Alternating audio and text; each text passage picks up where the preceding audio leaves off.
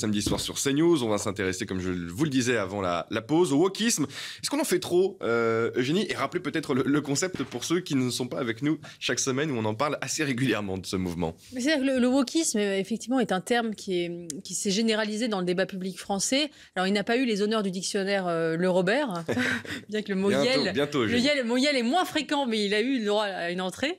Mais le wokisme, oui, c'est un terme sans doute imparfait pour décrire une sorte de nébuleuse, une sorte de mouvance qui composait à la fois de la théorie du genre, de la théorie critique de la race, des études postcoloniales, du concept d'intersectionnalité des luttes, c'est-à-dire l'idée que finalement il y aurait une intersection des minorités contre un ennemi commun, le mal blanc occidental, d'une pratique qui est celle de la cancel culture, c'est-à-dire l'idée de vouloir purger la culture occidentale de ses déviances passées, jugées racistes, misogynes, homophobes, etc. Quand on déboulonne une statue, par exemple. Quand on déboulonne une statue. Donc en fait, c'est ce mouvement d'une nouvelle génération de gauche, militante, progressiste, qui manie ces concepts, qui est dans une volonté de déconstruction, parce que le mot déconstruction est vraiment à la base pour moi du mouvement woke, de déconstruction de la culture occidentale, jugée intrinsèquement raciste, misogyne et hostile aux minorités. Et ce mouvement qui est né dans les universités américaines, qui a été nourri aussi par beaucoup d'intellectuels français des années 60-70, qu'on a appelé la French Theory, se développe énormément dans les universités et arrive parfois en France, on va y revenir. Mais voilà, le mouvement woke en soi, on peut le relativiser, c'est ce que fait une partie de la gauche, on entend cette petite musique. Voilà, le wokisme, ça n'existe pas, ça n'est pas grave, ou alors c'est formidable. D'ailleurs, c'est trois explications qui cohabitent. Ouais. C'est à la fois, ça n'existe, on le minimise et en même temps on dit que c'est formidable. C'est ce que faisait d'ailleurs Ramayad dans l'interview qu'elle a donnée à l'Express, où elle disait finalement non, mais le wokisme c'est pas grand-chose. On a beaucoup exagéré sa dangerosité. Et en même temps, de toute façon, c'est une révolution formidable. Black Lives Matter, c'est un mouvement merveilleux, etc. Intéressant d'ailleurs de voir qu'une ministre de droite, après un séjour aux États-Unis, en revient wokisé. Donc ça montre bien à quel point il y a un décalage d'ailleurs entre le débat public américain et le débat public français qui est assez frappant. Et d'ailleurs, je discutais récemment avec un intellectuel américain qui s'appelle Christopher Caldwell et qui me disait, vous vous rendez pas compte la chance que vous avez en France, parce que nous, aux États-Unis, 100% de l'intelligentsia est complètement wokisé. Vous avez quand même une force de résistance. Donc on en fait quand même un peu trop. Non, on n'en fait pas trop parce que justement, c'est parce qu'on en fait trop qu'en France, on résiste, okay. je pense. Et je pense que non, on n'en fait pas trop parce que ce mouvement woke est un mouvement dangereux. C'est un mouvement dangereux parce qu'il s'attaque finalement aux racines culturelles et civilisationnelles de l'Occident. Et on sait très bien que les révolutions culturelles sont à la source des révolutions ensuite politiques. Et donc, c'est un mouvement alors qui peut nous sembler parfois tellement absurde, tellement stupide, on aurait tendance plutôt à vouloir en rire, à vouloir s'en moquer, mais qui prend des proportions sérieuses. Par exemple, je prends un exemple récent, absurde. Par exemple, la marche pour les femmes aux États-Unis, qui est le grand mouvement féministe américain, une sorte de nous toutes américain. Vous savez, en France, on a une association qui s'appelle Nous toutes, qui a un énorme mouvement féministe américain, a envoyé un mail, par exemple, à ses contributeurs en disant « Si vous voulez, vous pouvez donner une contribution de 14,92 $. Parce que c'était la contribution moyenne. Et après, ils se sont excusés parce que 14,92, c'était la date de la découverte de l'Amérique par Christophe Colomb, une date coloniale. Et donc, ils se sont excusés d'avoir mis ce nombre, parce que ça aurait pu heurter certaines de leurs militants et de leurs sympathisants qui étaient dans la mouvance postcoloniale. C'était un exemple qui peut paraître stupide, risible, débile, mais ça montre bien à quel point ce mouvement terrorise. Autre exemple qui est un peu plus sérieux, à mon avis, beaucoup plus inquiétant, c'est la manière dont a été traité J.K. Rowling, l'auteur d'Harry Potter, qui a quand même inventé cette saga absolument merveilleuse et qui n'est même pas invité aux 20 ans de la série, organisée par HBO, une grande chaîne américaine. Par HBO, tout à fait. Et elle n'est pas invitée parce qu'elle a tenu des propos jugés transphobes, parce qu'elle a dit que le sexe biologique était une réalité. En tout cas, elle a soutenu ceux qui disaient que le sexe biologique était une réalité. Elle se prend un torrent d'injures absolument monstrueux. Elle est menacée de mort parce qu'elle a osé dire qu'il y avait deux sexes. C'est la même chose qui est arrivée à Kathleen Stock, une lesbienne militante, professeure d'université qui a dû démissionner de son université en Angleterre pour la même raison, parce qu'elle a écrit un livre en disant que le sexe biologique existait et qu'on ne pouvait pas faire comme si ça n'existait pas et que c'était même pas féministe. Tout ça, ce sont des exemples. Il y a énormément de gens qui démissionnent aux États-Unis, etc., dans des universités, qu'on ne doit pas prendre à la légère parce que ça a introduit un climat de terreur idéologique. Et moi, je suis un peu fatiguée de cette mécanique qui est toujours la même en fait à gauche, dans la gauche progressiste, qui consiste à minimiser ou à relativiser tous les problèmes qui ne rentrent pas dans l'agenda de la gauche. C'est-à-dire que si vous ne parlez pas du changement climatique ou du pouvoir d'achat ou de taxer les riches, vous grossissez les problèmes. C'est la même chose sur l'immigration. On dit qu'il y a ou sur l'insécurité, on dit qu'il y a un sentiment d'insécurité qui est créé par les médias. On dit que c'est le fameux concept de panique morale, vous savez. C'était inventé par un sociologue britannique pour désigner à chaque fois qu'il y a une classe sociale, notamment la bourgeoisie, qui se focalise sur un problème et qui, soi-disant, l'exagère. Alors, par exemple, si vous vous opposez au mariage pour tous, la manif pour tous, par exemple, c'était une grande panique morale. Dénoncer la théorie du genre à l'école, c'était une grande panique morale. Dénoncer le burkini, c'est une grande panique morale. Dénoncer l'islamo-gauchisme, c'est une panique morale, etc., etc., etc. Dès que la droite s'empare d'un combat culturel ou essaie de défendre des positions face à la gauche l'accuse, la psychiatrise en réalité. Parce que c'est l'idée de dire que finalement, vous paniquez devant un phénomène parce qu'il vous remet en question, parce qu'il remet en question vos privilèges.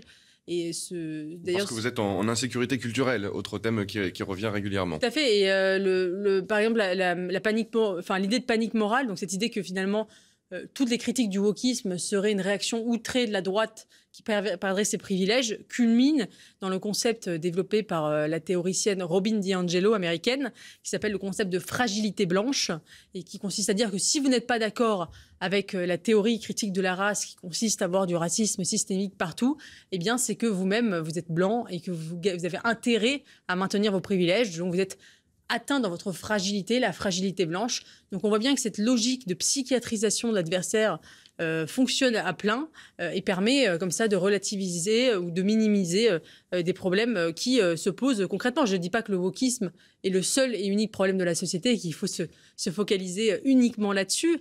Il y a évidemment plein d'autres sujets majeurs. On a parlé juste avant de l'immigration.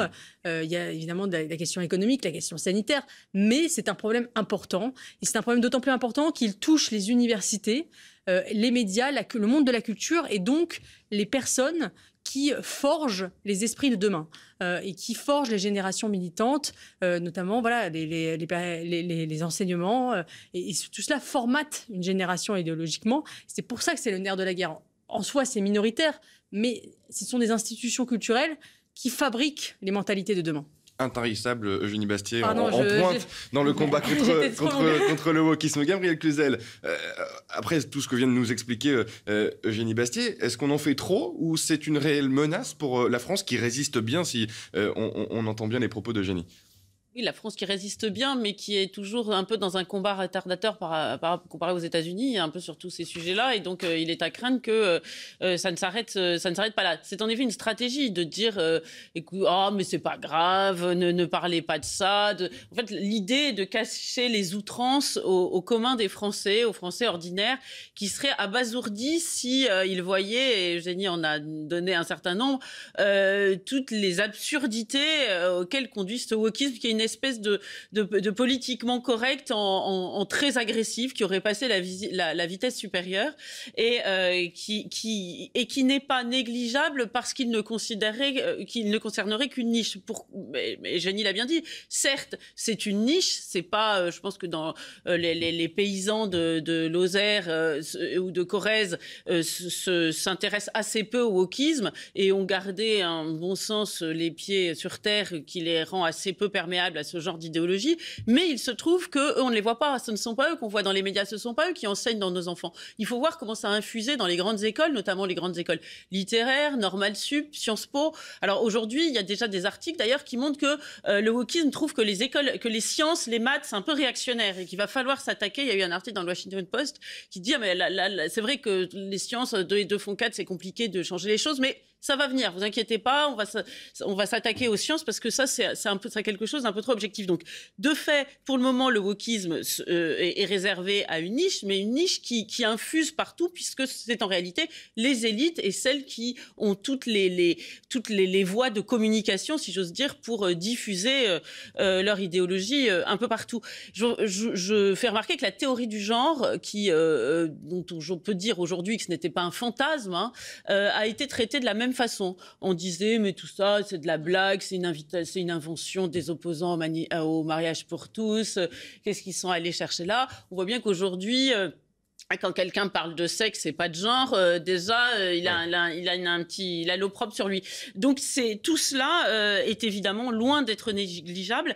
Et ça a des implications même sur d'autres sujets, parce que vous parliez de l'immigration, mais c'est vrai que comme sujet central, mais qui a précédé notre conversation, mais c'est lié, parce que ce qui nous paralyse aussi en matière d'immigration, c'est parce qu'on culpabilise l'Occident en disant que finalement il a été abominable avec le continent africain, par exemple, quand Ramaya dit qu'elle se sent micro-agressée par les statuts de Colbert. Évidemment, Colbert, c'est une figure de notre pays, donc c'est gravissime. Oui, puis je rebondis sur ce que vous dites. La gauche accuse la droite d'en faire des tonnes sur le wokisme, mais c'est précisément le wokisme qui en fait des tonnes pour pas grand-chose. Parce que quand on se sent micro-agressé par la présence d'une statue dans la rue, on va pas donner ensuite des leçons sur le fait que la droite se sente micro-agressée par les woke. Ça me semble un peu contradictoire. C'est-à-dire que le propre même du wokisme, c'est de d'en faire des tonnes sur des sujets absolument dérisoires. Donc ça me paraît assez contradictoire. Et puis en France, on résiste, mais je trouve quand même qu'il y a une forme d'entrisme. On l'a vu récemment cette semaine avec la Villa Médicis. Je ne sais pas si vous avez suivi cette affaire, mais certains pensionnaires décoloniaux de la Villa Médicis ont exigé qu'on décroche une tapisserie du XVIIe siècle parce qu'elle était jugée offensante, parce qu'elle montrerait des scènes marquées d'exotisme sur la colonisation. Et le directeur de la Villa Médicis a dit non, il en est hors de question, nous n'allons pas décrocher ces tapisseries, mais elles vont quand même être décrochées pour faire des travaux. On verra si on les raccroche, on fera un débat. Donc ça montre bien à quel point ça l'entrée... Un mélange de wokisme et de cancel culture. Voilà, mais le wokisme et la théorie, la cancel culture et la praxis, si on veut résumer. Et on peut juger ce terme de wokisme assez impropre. C'était comme le terme d'islamo-gauchisme. Effectivement, c'est un terme qui est un peu flou, qui englobe beaucoup de choses, mais il a le mérite de désigner de façon un peu rapide l'ensemble d'une mouvance qui par définition est une mouvance qui se déploie comme le disait Deleuze en rhizome, c'est-à-dire en réseau, et à laquelle il est compliqué d'avoir un tronc véritablement construit.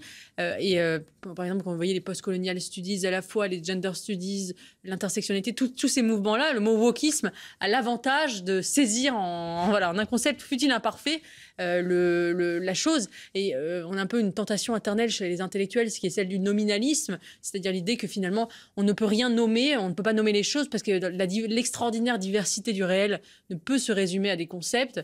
Il y a plein de chaises, donc on ne sait pas ce que c'est qu'une chaise. Une chaise, ça n'existe pas. Eh bien, j'ai l'impression que les intellectuels qui nient l'existence du wokisme sont un peu nominalistes. Ils rejouent cette vieille querelle en disant non, mais de toute façon, on ne peut rien dire, c'est beaucoup trop complexe. Non, ce mot a un avantage, je ne dis pas que c'est un grand concept scientifique, mais a l'avantage de désigner une mouvance qui indiscutablement avance en Occident. Oui, et puis non pas c'est les mêmes qui critiquent l'usage flou du mot woke n'ont pas ces pudeurs lorsqu'il s'agit d'utiliser le mot réac dans l'espace public, qui est aussi une grande catégorie qui ne veut pas dire grand-chose. Et par contre, là, on peut l'utiliser en disant les réacs avancent, la jeunesse réac. Bon, moi, je ne vais pas me scandaliser parce qu'on utilise le mot réac.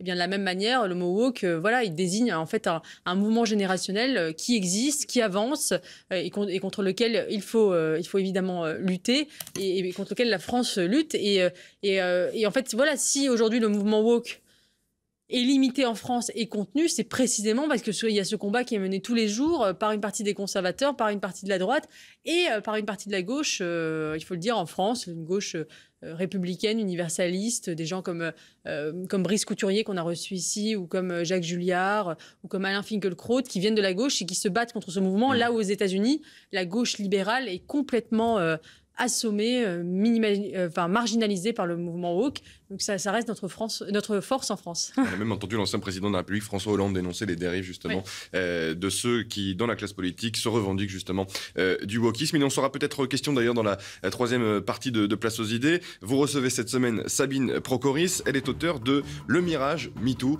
Y aura-t-il aussi des questions sur le wokisme? Vous le saurez dans quelques minutes.